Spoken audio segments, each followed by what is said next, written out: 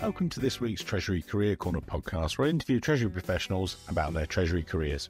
Each and every week, I talk to them about how they've built their careers, where they are now, where they see both themselves and the Treasury profession going to next. Let's get on with the show. This week's show, delighted to be joined by Thomas Böttger, the Global Head of Finance and Insurance at Covestro. Covestro is one of the world's leading manufacturers of high-quality polymer materials and their components, innovative products, processes, methods. Company enhances sustainability and quality of life in so many areas, but I'm not going to talk about that. I'll get Thomas to explain that a bit later on in the show, because there are so many different key industries that they supply to, but I actually want to get through his Treasury career, talk about his background and how he eventually got to this role. So Thomas, if you would, take us back to the beginning and how you first got started in finance and then Treasury. Take us back. Over to you, sir. Hi, Mike, and thanks for having me. Lovely to do that. Intro, let's say, how did I start in finance? I'm an economist by profession. At the end of my studies, I did an internship at a bank, and that catched my attention. It was so interesting to work in finance. I finalized my economic studies, but I took a lot of finance courses at the end of my studies. The main focus of my studies was how to let state-owned companies be privatized. So I came to the idea, because that was at the time where that happened a lot in Germany as well.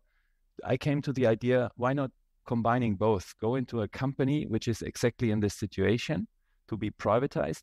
However, I'd like to work in finance. And that's what I did. I joined Deutsche Post at the time, and that was essentially a very good idea because a lot of things needed to be set up at the time. And I always say in the first 5 years of my work experience, I've collected the experience and worked in finance projects, which you usually collect over the lifetime of a professional career.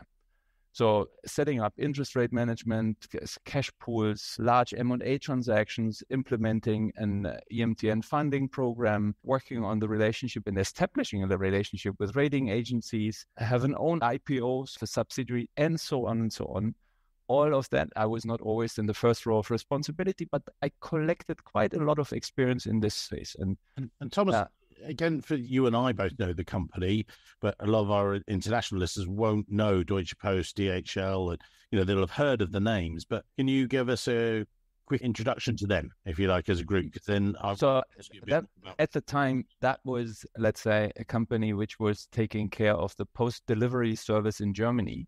So really a state-owned and based company. However, it was taken public and it developed to a worldwide active logistics company. And that has been done via a lot of M&A transactions.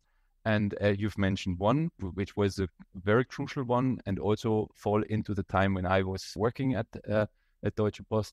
They acquired DHL, and that made it really an international logistic provider.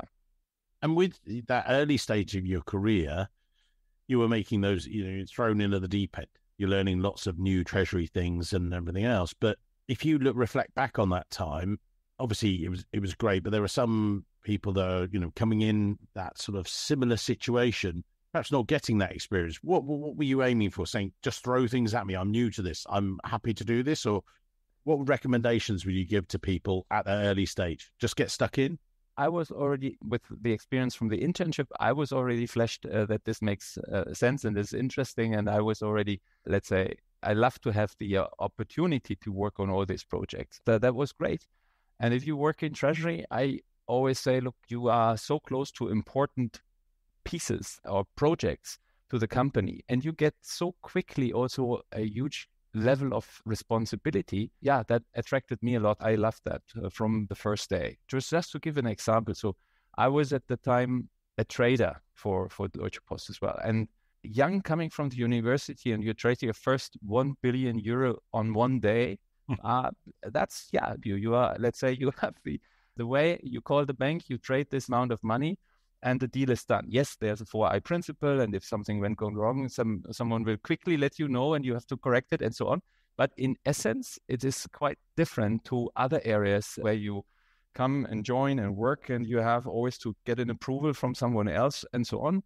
But here, you get from day one quickly quite a massive amount of responsibility to take care of. That's something which I found very interesting in treasury activities. And you were there for 7 years. You're sort of broadening out your treasury experience. What was that? If you reflect back on how you started, as you say, a young trader, to then before you made the move, your first move to Bayer and things like that. Talk us through that time, or just how did you change as a treasury professional? For me, it was always exciting because there was so much change, and it's maybe unusual to stay for so long with your first employer. However, I felt all the time it is exciting. There are always new projects, and as I said, there was quite a lot of things which have been set up which you usually do not get in touch with in such a short sequence. That attracted me. Yes, now it's a long time ago, I can openly say I had also some opportunities to leave earlier. However, that would have been, let's say, to go somewhere else where it would be doing more or less the same at another company. The change to Bayer was that I was offered something which was interesting, but which I was not working in all the details before, because I became then head of structured finance. Again, it was in the finance arena, but something which was somehow a little bit closing the gaps which I've not worked before. And that attracted me then to make the move. And then you made the move, so to Bayer at the time. What was this? What was the group like? Because I know at that time, because I know that it's went through lots of transitions and grown and developed and changed. You came in as head of structured finance, but talk us through that move and what the group, again, explain. I know the group, you know the group very well, but again, we have many international listeners who are going, I know the name, but I don't really understand the breadth of what they do or what it did at the time, if you like, back in 2005. So maybe you can explain that to the listeners, sir. It's a worldwide known brand. It's a chemical company from the beginning, let's say, but it moved now into a crop and life cycle company. That tells you already what it is about. I've collected quite a lot of experience with my first employer. Then I went to some other employer who gave me the opportunity to bring in quite a lot of my experience, but collect immediately new ones as well. And second, as I said, with my first employer, I was really a lot of hands-on, put up the sleeves and work on all these different topics and collect the experience and set something up which was working and was fun.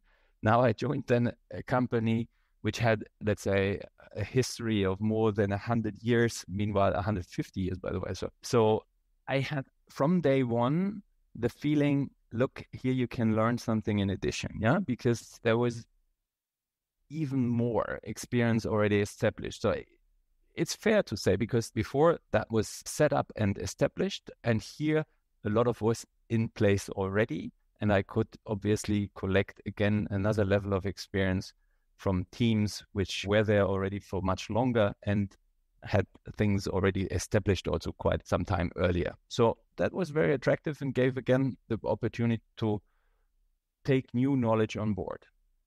And you went in as a head of structured finance. You'd got this breadth of treasury experience across the board, if you like, and then a slightly more specialized role within structured finance. Would you recommend that to people? What was that like for you going in, large group, but head of structured finance, so great role? What was that like?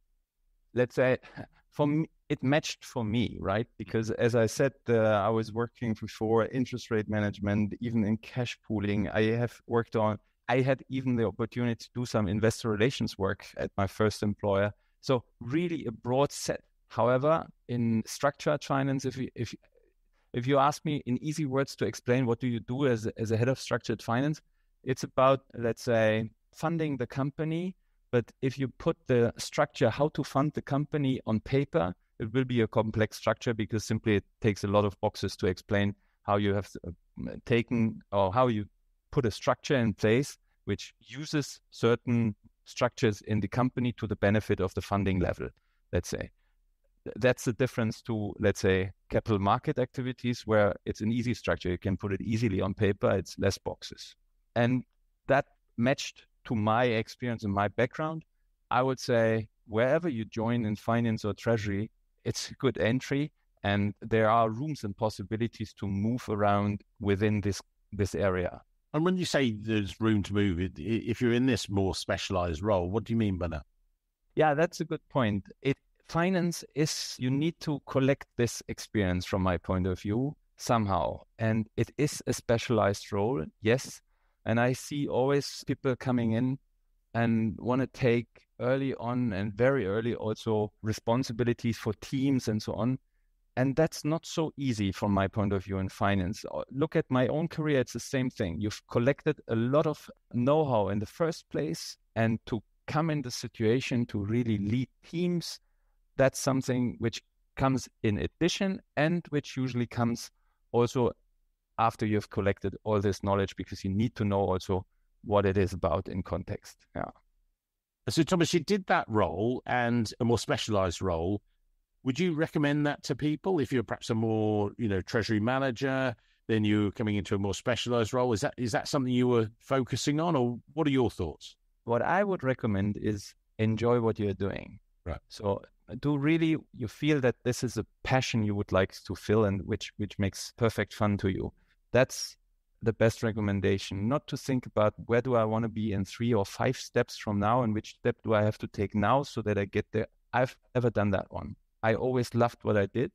That sets a lot of power free to work intensive on further development for yourself, but also for the benefit of the company, obviously. And that opened doors at a later moment in time. But I was never thinking of, I have to do this move in order to open this or that door.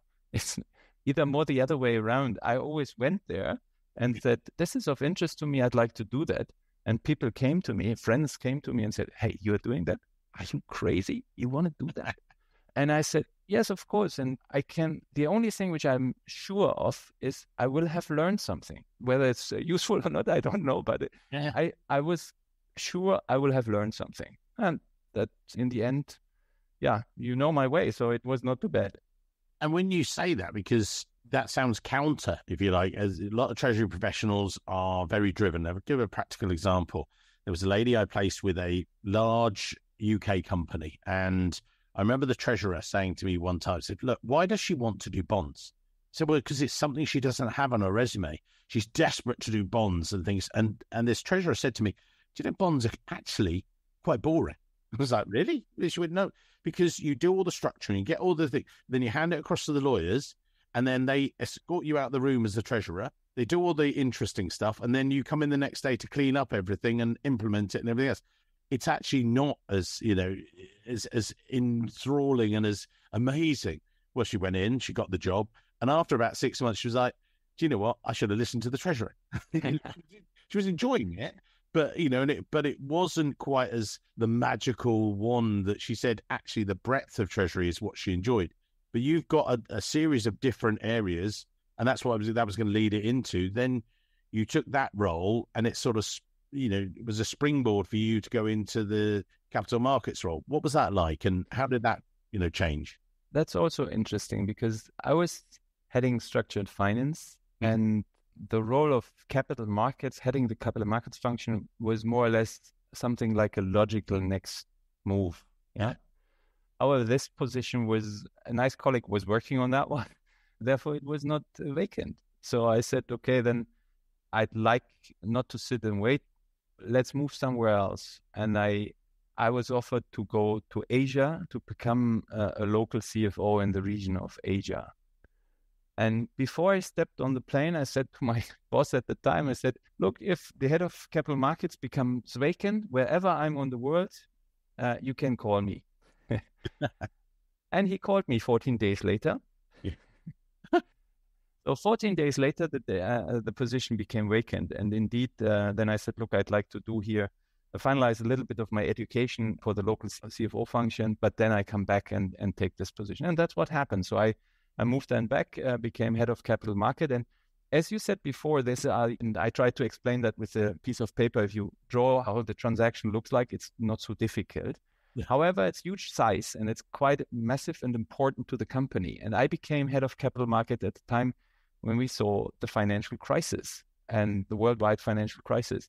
So that was of high importance to work on the funding measures for the company. Yeah, that was interesting, and it was a high attention topic. Usually, indeed, you put your funding in place and everyone is happy because the funding is there, but it's nothing special. Now, during the financial crisis, funding, and having access to funding was at the top of everyone's mind, and it was really relevant.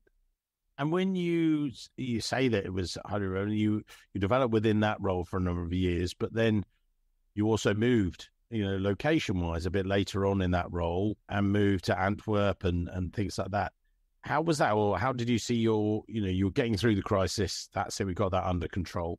How did your career then develop from there, if you like? Yeah, I told you, as my first attempt to go abroad terribly failed, I took another one a couple of years later and said, I would love to go abroad to collect this experience as well, but it doesn't need to make sense somehow. Yeah, then the opportunity arose to go to Antwerp and build up a treasury center.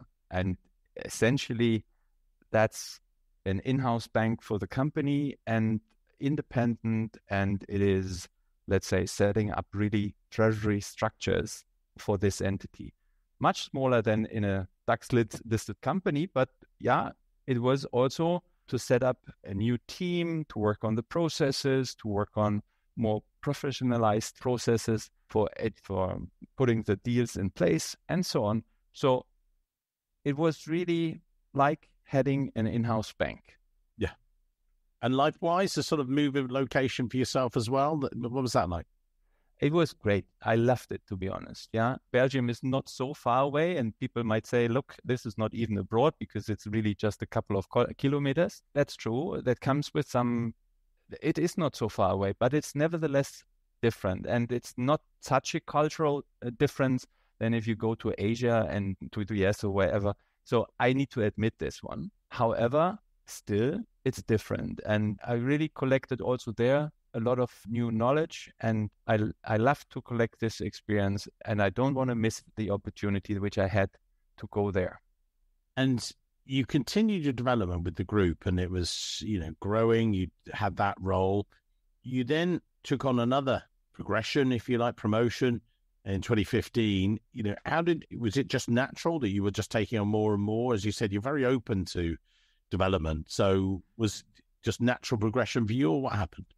Let's say I have shown with this setup in Belgium that I can build an organization. And that's what I did in Belgium. It was much smaller, yeah. And we had, in the end, really a very international team. We had state-of-the-art processes. We had transactions going through Belgium, which didn't go before. So it was really a good development over there. And at the time, in 2015, Bayer took the decision to carve out a business, the Bayer MaterialScience business. And this was a subgroup, so a sub-function of the group. So with other words, finance is centralized. If they carve it out, there is no finance function. It needs to be established. Now, as I've shown before that I can build a finance function, they've asked me whether I would consider to take over this role. And this is really a massive, much bigger challenge than setting up the treasury center. That's true.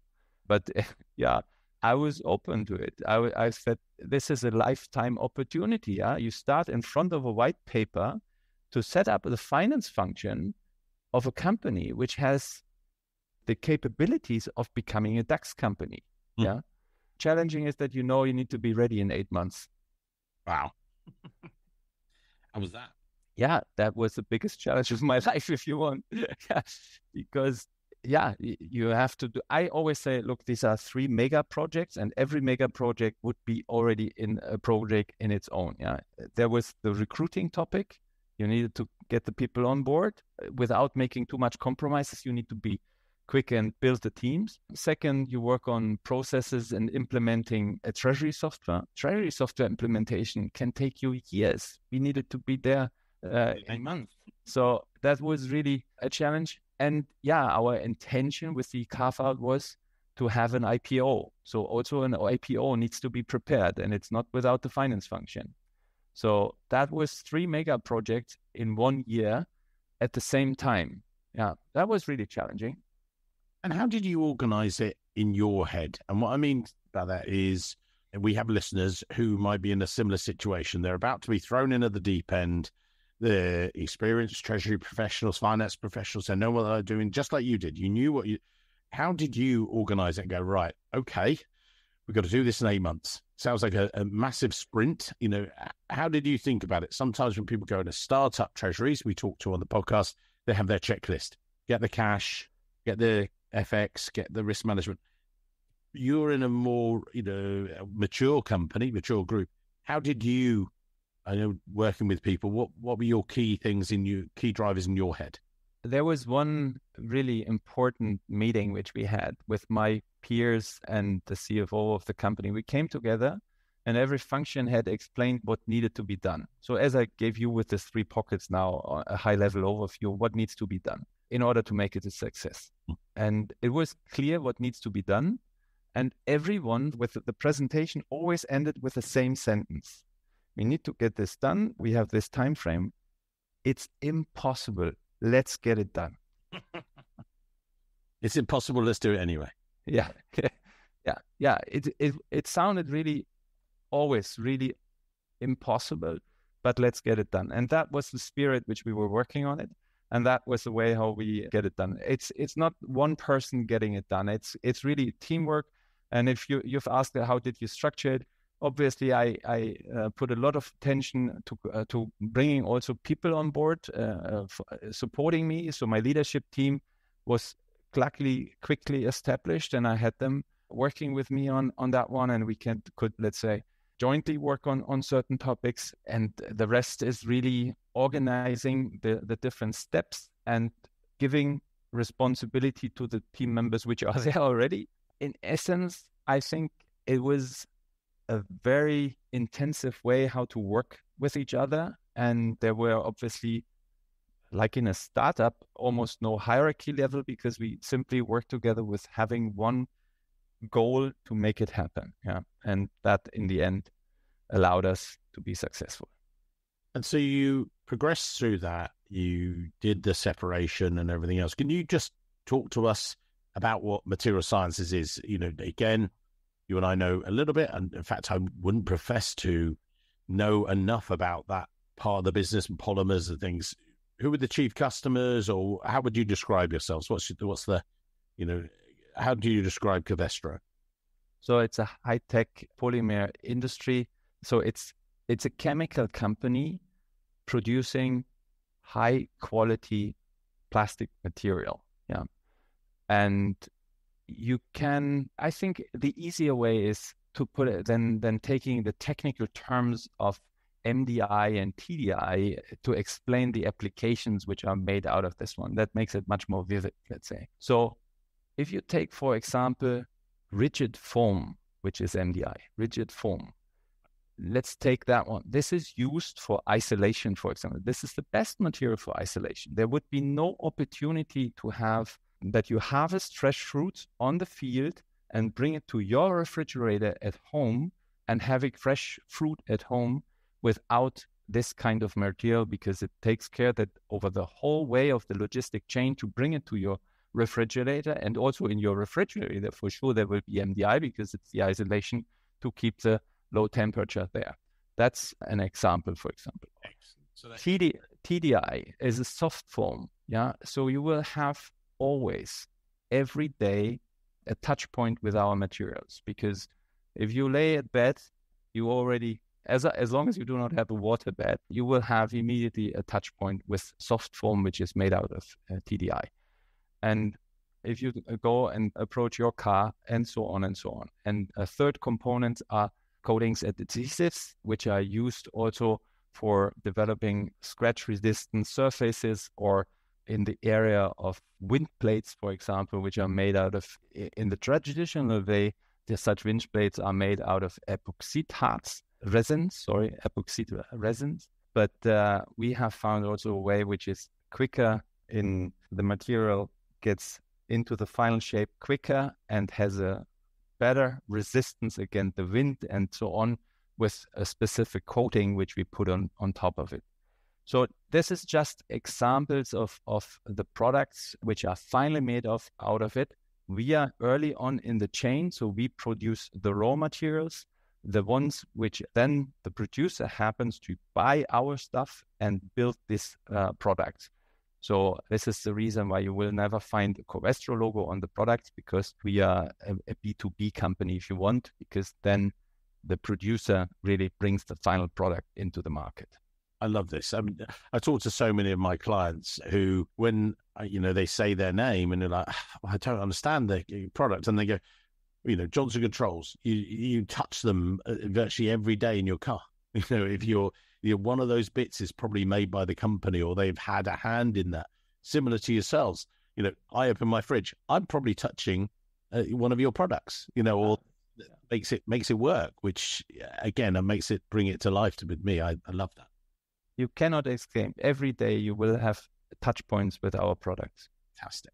And so going back to the role itself, you then went, you had your role, did that 2015. And then since then, we've been through a minor corona pandemic and a couple of other, global events.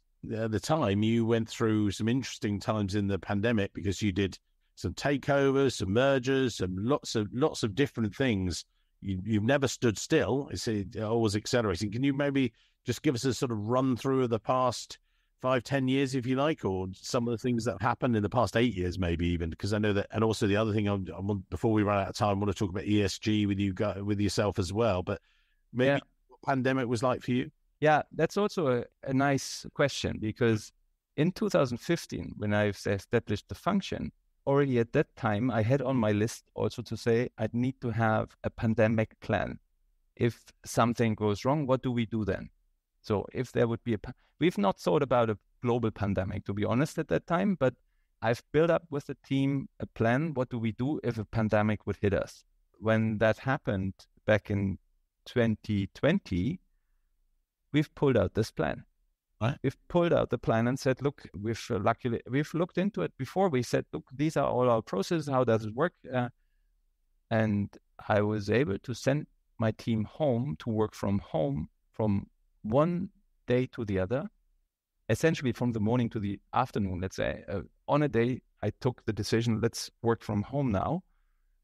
And everything worked smoothly because simply we had a plan, we had a clue, we knew what are the crucial processes to take care of. Everything worked smooth. Nice. And it was really a change from one moment to the other. That was a good experience, but it showed us also that we are in a new situation, but we can work with this without limitation. Indeed, we have done financial transactions more or less from home, and everything worked out smoothly. Yes, I went to the office a couple of times, also maybe here and there to take a signature, but also this has been set up thereafter. So we've, meanwhile, all these electronic signatures in place. Even this is established. So yeah, it is a collection of good preparation, even if I can say the team has prepared that fantastic. It was nevertheless astonishing and great to see that it worked that kind of smooth. Fantastic. And then throughout the pandemic, obviously, everyone was working from home and everything else. You put your feet up. You just thought, this is easy, easy street. We'll just carry on, turn the handle as a business. Oh, no, maybe we'll do a couple of takeovers and we'll do some expansion and things like that. What happened with you guys? Talk us through. Let's say the pandemic, was changing the world from one day, almost from one day to another. It was not that intense. It was smooth. We saw it in China coming, and maybe nobody was thinking that it gets really to a global pandemic, but it changed it then dramatically, and we saw what happened to the stock markets and so on. In this area, and it's not only the finance function, but finance again at that time, I think is one of the core functions in a way that liquidity is key. In order to have the company survive, you need to take care that you have access and the possibility to have access to liquidity. And with this, again, your rating plays a role. And we are committed to our solid investment grade rating. So we've taken necessary steps in order to have a good profile and have good access to funding. And yeah, that allowed us, in addition to all this, even to execute an opportunity which came along to further develop our business. And we talked about it. So that was an acquisition in the coatings and the adhesives area, was the RFM resin business, which we've acquired. And that was also paying into our overall strategy to become fully circular, because the products are with water-based manufacturing and therefore had contributed to our sustainability goals. And yeah, it's in total, it's a great topic because, yeah, it was not easy to see that happening at the beginning of the year. However, we took decisive measures and actions, and not only purely in the finance arena, by the way, but for the overall company, to help to contribute with establishing a solid and keeping a solid investment grade rating, which then with further development in the market and an opportunity rise gave us the chance to do really substantial M&A transaction paying into our global strategy. And that was, again, something where we could contribute and generate value here from the team in finance. Amazing. We're approaching, we're not that far from the end of the show. We talked about green financing there. Any other areas that you think, treasurers, if you like, out there need to be thinking about, that not worrying about, but keeping an eye on, that maybe when we're, you and I meet up at a conference, or, I know there are various conferences, Mannheim coming up, and there'll be Barcelona with Eurofinance, any of those big conferences, and the key topics, with the exception you just talked there about, green financing and carbon neutral, things like that. But any other areas you think that people should be thinking about? Yeah, I think there are quite some things going on. You've mentioned already the words of having the capabilities of issuing green bonds. We've done that last year, by the way, as well, implementing a green financing framework, did a green bond, but also in the areas of energy. So I've mentioned our strategy to become fully circular, and an important component in this context is also that you purchase renewable energy, which is different to what if you simply buy spot energy in the market. Now you think, maybe, why is he talking now about procurement? Now, because the topic is that such products and this renewable energy comes usually with long-term contracts. And long-term contracts, again, have a certain mark-to-market quickly. And that's a financial risk. And as such, again, the finance department is involved in how to manage these kind of contracts and how to take care of this. And that is, again, a topic which is, I think, showing for young people who want to, or who have potential interest in finance, it is, yes, on one side, you are working on making sure that the liquidity access is there and that the company is going in and can prosper and can put their strategy in place. But all the other components happen as well. As soon as it is something which comes here and there with a financial implication, we can contribute and help with our background and approach to further develop and contribute and help to create value with this. Well, as I say, we target the podcast, used to be the commute time. People don't do commutes anymore. We tend to do for about 40 minutes, and we're approaching the end. To end off today's show, Thomas, what are the takeaways? We can have a longer section on this as well. The takeaways you would give to someone, maybe if they're in the earlier stages of their career or mid stages. You've given some great advice already about being open to ideas and things, which I think was fantastic. But what other things would you give to sort of sign off today's show, if you like? What are the things that people should be thinking about out there? What I always say to my colleagues here as well, I say, enjoy what you're doing. That's the most important thing. Second, be open for change and new challenges. Collect international experience.